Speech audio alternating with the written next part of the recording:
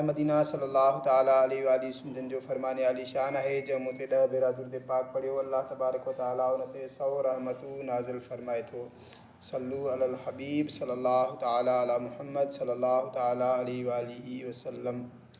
सहाबीअ बाग सदको करे छॾियो। हज़रत सैयदना अबू तलहा अंसारी रहमतुल्लाह ताला अलैहि पंहिंजे बाग में नमाज़ पढ़ी रहा हुआ। ओचितो खाकी रंग जो कबूतर उड़ियो ऐं ॿाहिरि निकिरण जे लाइ रस्ते जी तलाश में हेॾां होॾां घुमणु लॻो। संदन खे इहो मंज़रु ॾाढो सुठो लॻो। घड़ी खन जे लाइ पंहिंजी नज़र उन जी तरफ़ लॻाए छॾी। पोइ जॾहिं नमाज़ जी तरफ़ मुतवजह थिया त यादि न रहियो त केतिरियूं रकातूं थियूं आहिनि। पाण फरमायूं मुंहिंजे माल यानी बाग मूंखे आज़माइश में विझी छॾियो।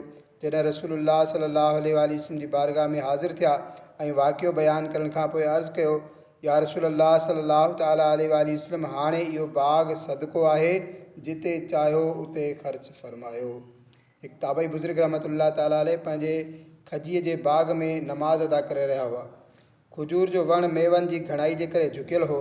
उन ते नज़र पई त संदन खे सुठो लॻो ऐं यादि न रहियो त केतिरियूं रकातूं पढ़ियूं आहिनि। उन्हनि इहो वाक़ियो अमीरुल मोमिनीन हज़रत सैयदना उस्मान गनी रज़ी अल्लाह ताला अन्हु जी ख़िदमत में अर्ज़ु कयो ऐं अर्ज़ु कयईं त हाणे इहो बाग सदको आहे, उनखे अल्लाह पाक जी राह में ख़र्च करे छॾियो। पोइ हज़रत सैयदना उस्मान गनी रज़ी अल्लाह ताला अन्हु उनखे 50,000 में विकिणी छॾियो। अल्लाह तबारक व तआला खां दुआ